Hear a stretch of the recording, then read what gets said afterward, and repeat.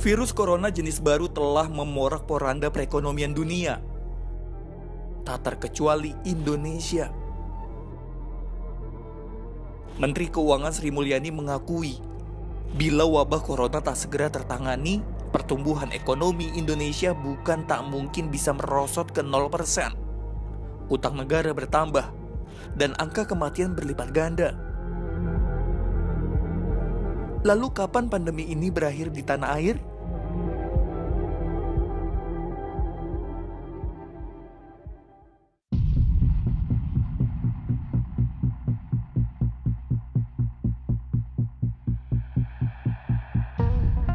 Hingga 28 Maret 2020, jumlah kasus COVID-19 di Indonesia mencapai 1.155 kasus. Angka kematian karena virus corona juga terus bertambah. Tingkat kematian COVID-19 di Indonesia sempat menyentuh angka 9%. Ini membuat Indonesia berada di peringkat atas dalam daftar negara dengan tingkat kematian kasus corona tertinggi di dunia. Pandemi global ini diprediksi akan mencapai masa puncaknya di Indonesia pada 11 Mei 2020. Sementara penurunan kasusnya diperkirakan baru pada 10 Juni mendatang. Ya, baru sesudah Lebaran, ia bakal berangsur berakhir. Bahwa puncaknya akan terjadi di 11 Mei.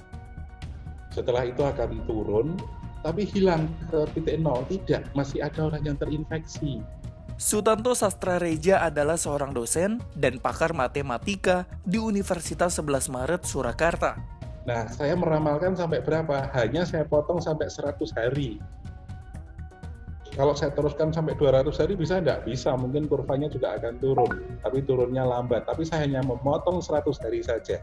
Buat saya, pemerintah sudah bisa kok 100 hari itu membuat skenario selesai. Tapi ternyata kalau kondisi ini seperti sekarang ini diterus-teruskan, 100 hari tanggal 10 Juni itu belum hilang.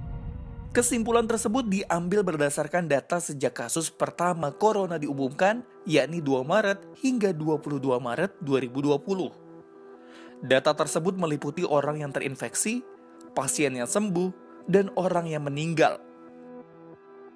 Secara matematis, dinamika populasi COVID-19 ia terapkan dalam model SIQR, yakni susceptible atau S sebagai orang sehat yang rentan terinfeksi.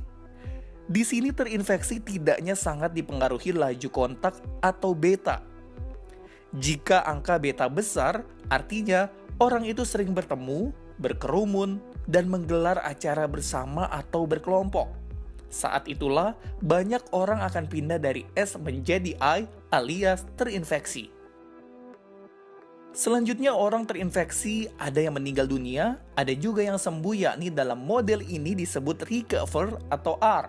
Di tahap ini mereka harus dikarantina total. Besarnya angka karantina atau Q alias quarantine tergantung pada kemampuan negara dan masyarakat untuk mengisolasi diri supaya virus tidak menyebar ke orang lain. Variabel tersebut kemudian disebut alfa.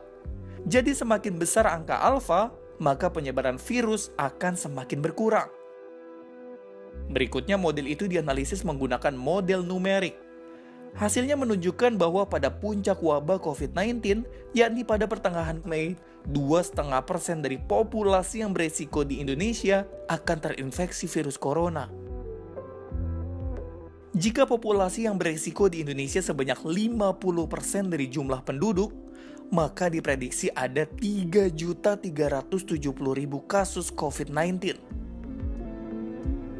Pemerintah harus memiliki skenario ampuh agar lebih cepat mengkarantina orang dalam pengawasan dan yang telah positif corona.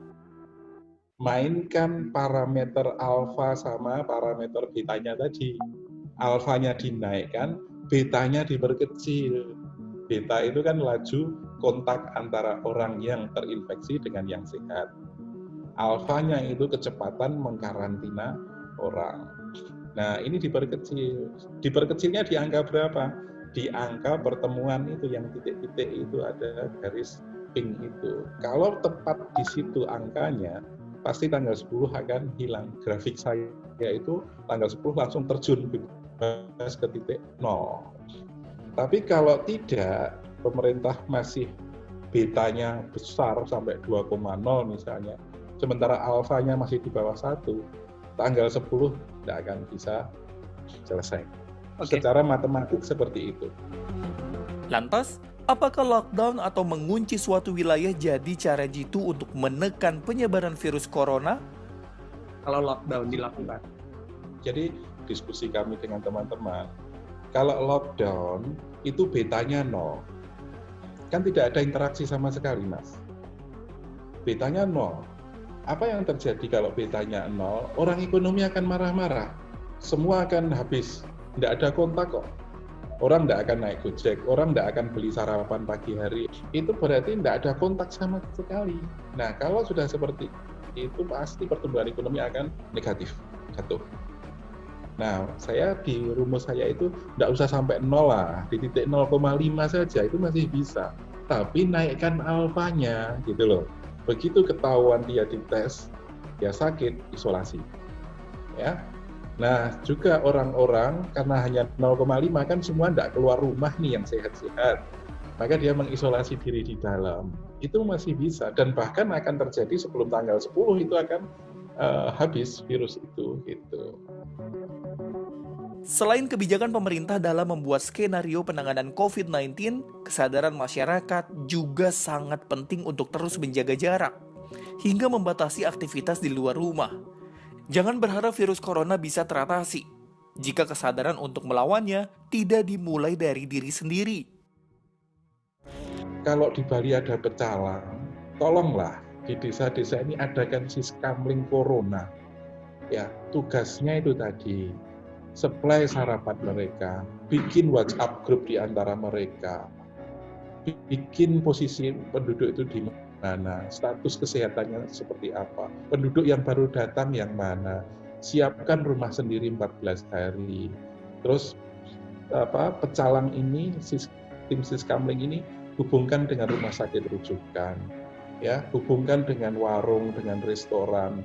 Jadi tidak usah bikin dapur umumnya biar di situ. Jadi karena ekonomi harus hidup, Mas. Nah, seperti itu. Ini saya mencoba menyambungkan antara apa yang sudah hidup di masyarakat, ya, tidak perlu membuat sesuatu yang baru. Bahkan akan ada namanya crisis center. Orang sudah bingung ini istilah apa meneh gitu.